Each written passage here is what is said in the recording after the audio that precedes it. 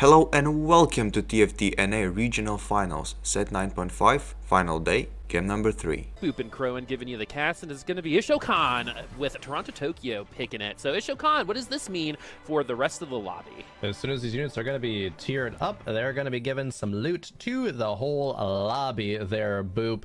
Maybe if reroll comps come out, you're going to be seeing that 0 right there by the augment thing. Going to be, ranking up pretty quickly there once it gets to 20, and every 20 units, players are going to be getting some loot. So we'll have to see if that changes the course of the game, especially for a player like Wasian Iverson. If he gets some econ coming out from that, can go level 9, cap out his board like he loves to do, right? We could be seeing yet another Wasian Iverson win. And 50% win rate over 14 tournament games at regionals, Boop, like that is crazy.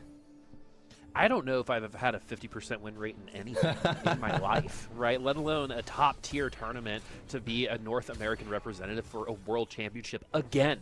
Right? That's where Wasian is right now. And Wasian, you mentioned it has been playing really capped boards, but versus the rest of the season, compared to today and the weekend, has been actually able to get to those caps, right? Yeah. Before he's been kind of penalized for moving a little too slow into those capped boards and then actually finishing on the bottom side of the lobbies. But there seems to be some type of, it clicked with Wasian before coming into this particular tournament to make sure that he's going to get there a little bit more frequently. And the other thing about this particular lobby now that's going to be really interesting is this particular portal is affected by reroll comps pretty like a lot, right? Yeah. So the more reroll comps and more multicasters potentially means that number gets higher, and we can be seeing a high number there when it comes to the end of the game. And so it's going to be a silver augment here. The reason for the giggles, folks, is Crowan and I never get prismatic, so when we get one, we're going to celebrate. Okay, branching out, rolling into Noxus is actually pretty solid. That is playable. A little bit of a high roll, it seems like, in this early game for Wasian Iverson.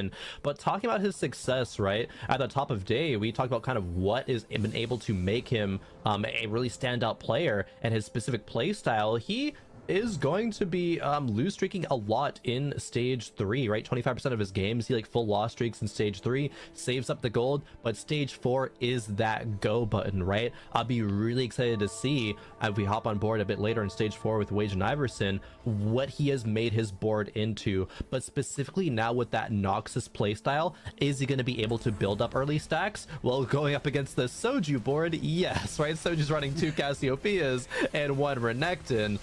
Going for that inconsistency value, it looks like, on the other side. One of the best silver augments Soju has grabbed. Yeah, it's gonna help him with that economy. And I was about to say, with the Noxus slam, the sacking might not happen because you want to try to get those stats maybe earlier, but we'll see where Wasian's going to end up. Toronto Tokyo coming in with the most amount of points for the day, but unfortunately in 8th place right now, still competing for average placement with Wasian, though that's becoming a little bit more separated as well. Yep. But now we're back over to T-Lights also with that inconsistency, it looks like. And we have our Noxus going in, but no Noxus pass, so this is just the regular version. Let's see if this best on board type of board is going to be able to help win or lose through this first stage. Exactly, and as much as we meme about the silver augment tier, right, with us specifically, it does have a lot of impact on the lobby. 5 Earth players, and a couple of them are going to be taking, actually only one taking branching out with Wasian, but all the other ones are not going to want to do that, right? They're going to be just going towards more standard options when it comes to the silver tier augments, so it's way less likely to see those really capped vertical traits, which means actually multicaster players are very, very happy. It's much more likely that we do see a multicaster win in this specific lobby. Yeah, the best thing that the first very big clue in terms of multicasters doing well is a silver augment for the Earth players. Some people will end up picking up the emblem, but most people don't. If we were maybe a couple lobbies in, they might have risked it and try to get there, just like our Noxus player did. But that's just not going to be the types of opportunities they're looking for right now. Milk, who unfortunately bottomed out in the first game, but got a really nice comeback in the second, still sitting in 6th place. There is a bit of a point differential differential between 4th and 5th and then below, so there is a lot of makeup that people have to get to. And who's the owner of all the points right now? It is Soju. So will Milk be able to take those points away? They're kind of needing Soju to finish in the bottom 4 to really open up the opportunity for those top 3 spots to be our representative. And so now we're looking at these two comps. It is going to be Soju versus Milk. You ask and you shall receive. And Soju now a little bit better than 2 Casses and 1 tank in the front line. We got a Jin 2 instead. And remember, I just said a little better. But we do get at least 1 unit down. Jin, you know, takes a quick nap before ulting, but still gets 1 unit out. Oh no, Milk's on a 3-win streak. He's losing inconsistency value. Boof. Darn, right? Hate that for him. But no, it's allowed him to get to that 20 gold breakpoint a lot faster. And you're not going to be too sad because that 3-win streak, sure, you only get that +1 gold per round. But if Milk wins the next round, he's going to be at that +2 anyway. And it's a bit of insurance when he does actually lose, right? To go back to that +2 gold per round because of that inconsistency. All right, let's see. 3 people are playing inconsistency, so the chances of them going up against each other and ruining it, or they could actually be friends, and they need the exact thing that happens in those rounds, you know, trade on a win and loss, which is always fun. To finally find friendship on the Convergence, right? Everyone, you know, stops being friends once they start. We have all these study groups, but today it's all about the top 4. Back to Darth Nub, who is in 3rd place, but again, throughout this entire weekend has played very, very good, but has not won a lobby. That's true. So what does that mean for Darth Nub's chances for this kind of tournament, but even looking forward, would this roll at something like Worlds? Yes, at Worlds, which is presumably going to be a checkmate format again, it does mean he would have to change his playstyle, maybe change Legend going into that final game. If Darth Nub makes it to Worlds, he's definitely going to be thinking about that, because not winning a single game, right, even when getting sometimes really cap boards like 9 Shrima, he got that once yesterday but didn't win a lobby, it's a little unfortunate to have to say that, but he's still playing really consistently and really well, right? He's 3rd place overall on the day, just 2 points behind Soju, so Darth Nub could very reasonably make it there and get to Worlds. All right, we're gonna see this 1v1 yet sorted out. One of our 100 HPers will lose, and it's going to be Weijin, who's probably looking for a potential loss streak going into stage 3.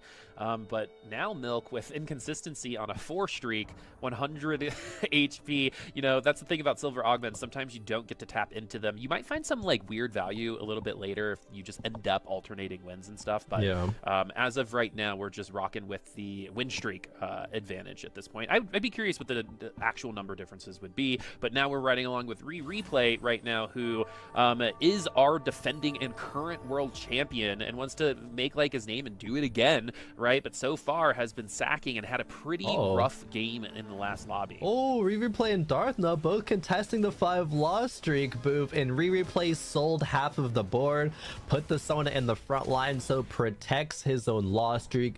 With blood money, actually makes more gold as well, already at that 50 econ breakpoint. But Replay, that was a big move there. His 3-2 roll down to stabilize on level 6 board is going to be absolutely massive, as we see T-Lides does lose out on his streak as well. Milk, the other player, do we have to look at, and loses his too. Only 1 player full streaking throughout stage 2, boom, and that is Replay.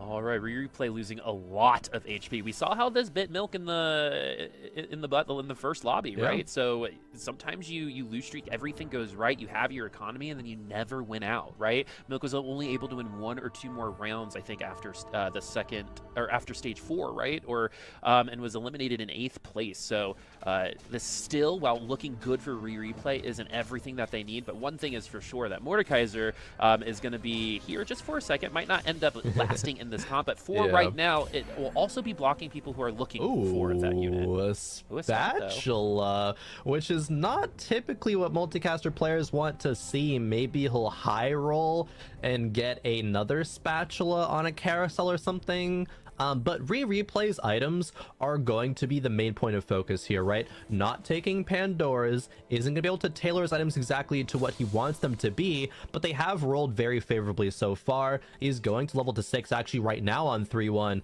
and try to turn this around. Blue buff potential is there, gargoyles as well, and the floating sword to go into a gunblade. This is solid, but replay actually taking the multicasters out and just playing a 3 Noxus, you know, kind of 2 Slayer board because of that Mordekaiser. How much staying power does it actually have? Like you mentioned, it's only gonna be here for a little bit, but what value can you find in that short period of time? Yeah, is it going to be able to get you to your stage 4 comp? But we're itemizing it right now. I mean, a win here would help out, especially with those Noxus stacks too. So maybe this is a full-on pivot. We don't get Pandora's items, so maybe it's not worth pushing those multicasters, especially since they've actually been doing poorly. At least in the last lobby, they didn't do very well. So maybe he was scared off for at least a lobby to see what would happen. Yeah. But it looks like this Mordekaiser might be here for a minute, building that Edge of Night. That's not really anything that works in that multicaster comp. So let's see if the God of Death is going to be able to bring them down, and we do get a replay stabilization here, but I'm really curious to see where this comp ends. It's looking Noxus so far. This is so interesting. Replay is keeping both options open. He did sell off the TFs, but Vel'Koz and Sona are still on the bench. The Edge of Night Slam, though, really does lean towards that Noxus, that Mordekaiser focus style of gameplay. And while Replay has played mostly multicasters this weekend, he has a few games on other compositions, right? He played Reroll Cho'Gath, he played Piltover Gunner, and a couple of games of he played Bilge Neela, excuse me, and Ionia Xayah Vanquishers. So this is gonna be his first time on this kind of Noxus Mordekaiser style of play, but he's going to know it, and I think this is the exact situation he needs to recognize. You can't just always force multicasters every single time. It actually looks like Connor was off of multicasters, at least for now as well.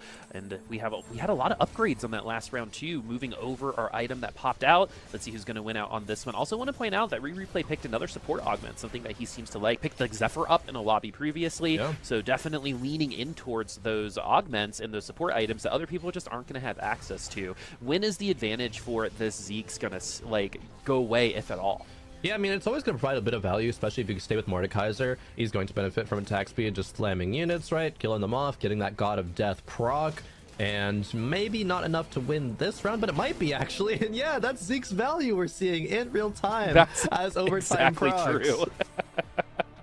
Yeah, that is, it's crazy how that, without that Zeke's, I don't know if that Mordekaiser is able to take it out, but we have, oh, Connor is back on here. Last time we saw him in the corner, it looked like he was running some Demacians. It looks like he looked at it, but the multicasters are going to be staying. Jarvan already on the board with the Gallia, with the Gargoyle. So in terms of where multicasters want to be, this is an all right place. Of course, a Sona 2 would feel good, but I mean, we've seen other players struggle to get a Vel'Koz too so far today. So having that locked in must obviously feel good, and then with the Shiv, which is great on the Sona, is going to butter up the rest of that board so someone like Vel'Koz can take them down. Is it enough damage right now? Looks like we're going up against other multicasters. Toronto Tokyo is going to be the one running that one, but our front line on a Connor side does seem to be much better and is going to break through into their backline. Jarvan, a pretty good unit. It's a little bit of a high roll to find that on 6 while specifically playing multicasters, but hey, you take those. You got to high roll a little bit, right, to make it here and to make it even further as well.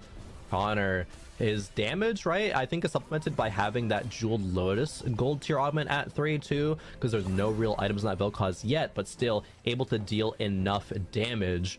Now, as we get into the stage 3 carousel, players like Replay and Darth Nub at the bottom here, T-Lides as well, gotta pick it up. But then we see who's running away with the lobby, and that's Wei Iverson back on a 4 streak.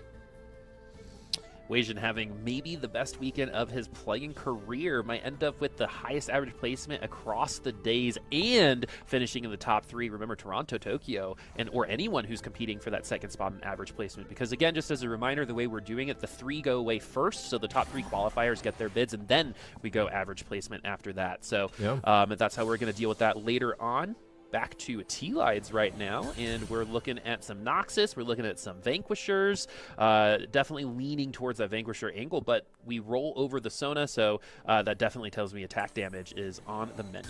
Yeah, finds a Xayah, that is huge. Upgrades the Ashe, and now the sword is stuck there, so it's a little bit awkward, because it's not really going to be like a reroll Ashe style. We've already gone to level 7, we're really far away from set as well. 4 Ionia, 4 Vanquisher, but again, Boop, no emblems. This composition loves emblems to get to that 6 Ionia, 4 Vanquisher breakpoint, if not the 6 Ionia and 6 Vanquishers, but T-Lides is still pretty far away from that as well, and is carrying an Ashe looking like into stage 4.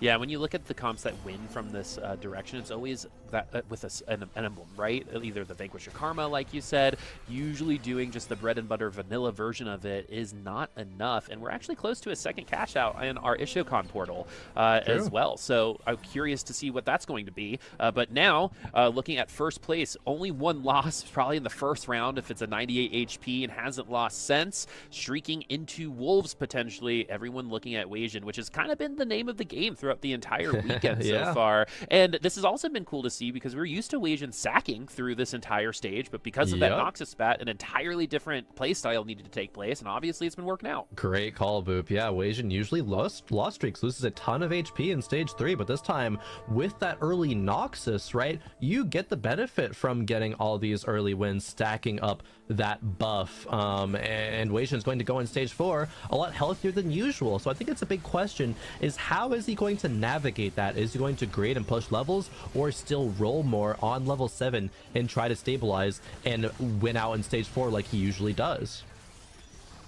All right, it looks like we are going to take... Oh, this is unfortunate for Wasian. It doesn't look like we're going to be able to streak into the ground. Maybe with Edge of Night, though. I might have spoken too soon. All right. You know, a little bit of hope is okay, just so you can dash it a little bit later. Wasian does end that streak. And so now we're going over with Soju, who is in second place and honestly playing so well. Moving on over to another veteran now, Milk. Playing multicasters. Interestingly enough, when Milk played multicasters yesterday, it was probably his worst games, but so far so good on this one. Yeah, Milk played it yesterday, had some success. Other games he didn't quite have as much. Thinking back to maybe like day 1, he definitely struggled with it. But he's already 6 Vel'Kozes at 3-7. Oh, and finds another one from an orb. Wait a minute. Milk, a little high roller here, saying, oh, hey, there's other typical multicaster players. Oh my god. Not playing the comp? Is he just gonna hit at 4-1? Vel'Koz 3, he's 1 away, finds the Jarvan upgrade, finds the Sona upgrade, and Vel'Koz 3, Milk coming up huge. You know, sometimes you just got to play what the game's given you, right? You know, like, it might not have been my initial instinct, but we're here. I've got all the Vel'Kozes. Why not? I got a good item on it, too. A Hextech would be great, but we need a sword for that. But we got a Vel'Koz 3 at 4-1. Every other multicaster player is very frustrated right now. That means that the access to that top power in the capped out board for multicasters is not really going to be available for them. But they could still make it into the top 4. Milk, though, trying to compete for that win, has this silver augment start, made it so Milk can play this route, play this branch, and then also play it better than the Ezreals and the TFs. We'll see. Yeah, and he has 2 healthy, and we were just talking about off broadcast. You know, the win rate of 2 healthy is insane. It's insane. GM Plus on this patch, it is the top 4 in the win rate of augments. Milk has it, has high roll to Vel'Koz 3 super early. Oh man, Milk is in such a good spot. No swords, and that's, I think, okay. He is going to be able to have another chance to get one either on this coming carousel or on the Raptors. But I almost, especially in a silver tier lobby, want to just say, like, Milk's % chance to win this lobby is absurdly high. Yeah, this is now the favorite board. At this point, things can change. Like a lot, like tier 3 forecast could pop up right at some point a little bit later. But in this vacuum right now, Milk is the strongest comp we have. Wasian at 87 HP, looking at all the way down the Darth Nup, unfortunately, at 24. The other multicaster comps, again, not doing, and I'm assuming because of the legend there, not doing as well as maybe people had anticipated. Now we've got a Noxus Nasus. Oh, like the way that sounds. In the front line there with Darth Nub. So hopefully these upgrades are going to be valuable. And we also have pretty good other than the hat items for the Mordekaiser, but because of that Rabadon's, that Mordekaiser is going to be really skinny and gets taken down like tissue paper there. Darth Nub's going to take a pretty large L here. That is not good news for Darth Nub. 10 HP, might not even make it to this carousel. We replayed level to 8, and the other player typically playing multicasters, but pivoted into Mordekaiser just like Darth Nub. That's right. And Melk is saying, hey guys, multis are free. That's me. Darth Nub dropping the 10 HP. However, this is rough. Toronto, Tokyo finding some stabilizing between the Shurimas, ended up finding that with a spatula that came through. Doesn't have any Azirs yet though. That's a big thing, right? He's still on level 7, under 30 gold, no Nasus to either. T-Lide's trying to make a massive pivot around Demacia, a little bit it looks like, but mostly really just the Slayers, because Quinn 2 needs to come through. Galio 2 does, but Quinn 2 is not found. Mordekaiser are going to be itemized here soon as well. We're going to have Mordekaiser 2 versus Mordekaiser 2, but one of these Gods of Death is going to be immune to CC and have pretty much an extra life with the Edge of a Knight, and now they're facing each other, and there's way too much power on this board for T-Lights to break through. That's a huge loss once more. Now let's see if Darth Nub was able to come back. The answer is no. No. So isn't going to make it to carousel, it seems like. So we already have an elimination, and that is probably one of the more consistent players that we've had. Again, he's not won, but he's been in the top 4 a lot. So this is going to make, I think, particularly Darth Nub and his playstyle, make it much harder potentially to get into that top 3, but it's still not over. 7 players still remain on this carousel, and let's see what it's looking like. I still cannot believe Bilk has had this Vel'Koz 3 pretty much this whole time. Yes, from stage 4-1. And he didn't even have to roll that much gold to do it. Got a free Vel'Koz from the neutral orb. That's a disgusting high roll, honestly, but hey, you gotta capitalize on it. Milk put himself in that position, was playing to his outs, and sometimes you get lucky and you hit, right? That's the nature of TFT. So now the question is, how does everybody else answer that? And a player like Wajan Iverson, especially being contested by multiple Noxus players, but finding success around a misfortune with Noxus emblem, right? And the adaptive, and then Mordekaiser one in the front line. But like, how is Wajan on 79 HP still? This is crazy, the HP preservation he's able to have. Just saw 2 boards with Mordekaiser 2s. At this point, there might not be enough Mordekaisers for this group, but 2 more upgrades, though, for another cash out. We're getting to some high numbers. Curious if we're going to get to 80, which is Mort's favorite cash out for this particular portal. But yeah, let's see if this Misfortune's going to be able to help out. We at least get our 5 Noxus online. The Mordekaiser is going to break through. Hopefully that Sejuani should be here in just a second. Gonna hit up now the trading dummy. Got a death to the trading dummy. And now it's just a bunch of 1v1s for the Mordekaiser, with help from that back line. And unfortunately, it wasn't enough damage. Nope.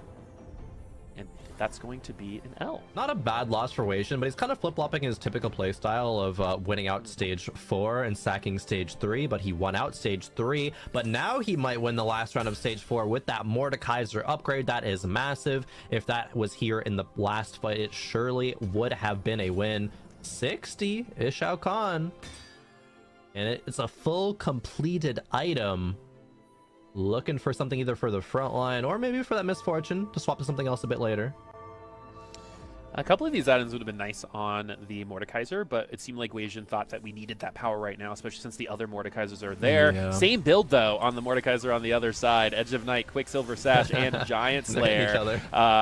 Right? Now the boat comes through, doesn't sink anybody, but gets them very, very close. We see some rogues online for the first time, too. Katarina trying to do something, unable to do anything, and now the God of Death gets into the backline. Misfortune's not going to be here for much longer, and that Mordekaiser is going to win. Moving on to another Mordekaiser, this time with a Ground Guard and a Giant Slayer. They win that way. And I think one thing that we also have to just reflect back on right here, Crone, as we get into chickens, is how this lobby was affected by that silver augment to start. I feel like all the Earth players are working substantially harder than normal. They definitely are, and they're trying to find success with compositions that they are not going to be mainly prioritizing, right? The Noxus was really only played by like David Ace in terms of that comfort, that favoring in the early game. But if you're stuck on it, it's like, oh, okay, I guess I'll try to make this work, but then them being all contested, finding Mordekaisers, having to slam items for tempo, it's not the ideal situation. It's not the ideal situation for Toronto Tokyo either, at not having an Azir carry on this board quite yet, but Cassiopeia has done a lot of work to make it here. Now level 8, 45 HP, the roll down comes through, Boop, but where is the Azir? So far, the world champion of hide and go seek for this board, unfortunately. Azir deciding to not show themselves just yet. Are we going to stay at 10? We're already putting some items on. And, you know, this is one of those things where, like, we have to put a qualifier on the success here. At least the Cassiopeia was good enough, but that time is going to fall very, very quickly. And now we see multicasters, another Zephyr on the board onto the Quinn. That's going to keep that from doing that damage. And the Quinn actually helps the Mordekaiser quite a bit by doing that initial damage so the Mordekaiser can take him down and take those stats. And look at this Bloodthirster also doing a lot of work right now. Was almost killed and now is pretty much full health. ET Diff in this fight from T-Lions, hanging on just narrowly 4 HP. Any slip up would be his demise in this game, but the 5 Demacia Force Slayers hang on for now. Soju is the one that's keeping the Azirs away from the rest of the players, rocking the 6 Bruiser Azir flex composition. Neela being the other carry as well, Boop. This is a comp that hasn't found lobby wins, but it can sneak its way into the top 4. Milk has loved this playstyle as well, and now Soju taking a page out of that book.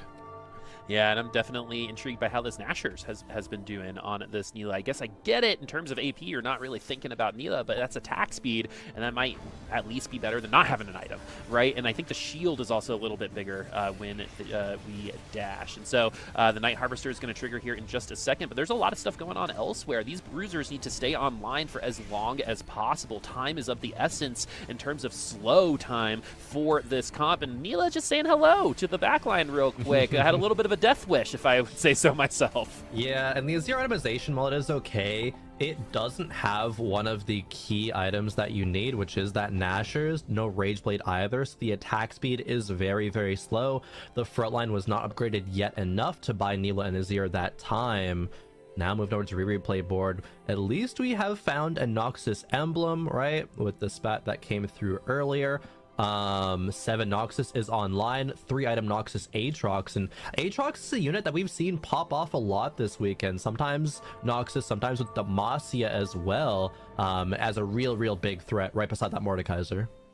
Yeah, that extra life sometimes is what you need. How many times have we seen rounds end with just one unit, a Cassiopeia even, with just a little bit of health, and then the Aatrox pops out and is able to take the round. Aatrox is on both sides on this board right now, but one is itemized, one is not. The itemized Aatrox doing just fine right now. We're now onto the Mordekaiser, it looks like, and we're going to get into the back line. Quinn's not going to be around for much longer, and this comp still is surviving. How far can this go as T-Lights also gets eliminated? Soju also going down, and all of a sudden from third and below, everyone at risk.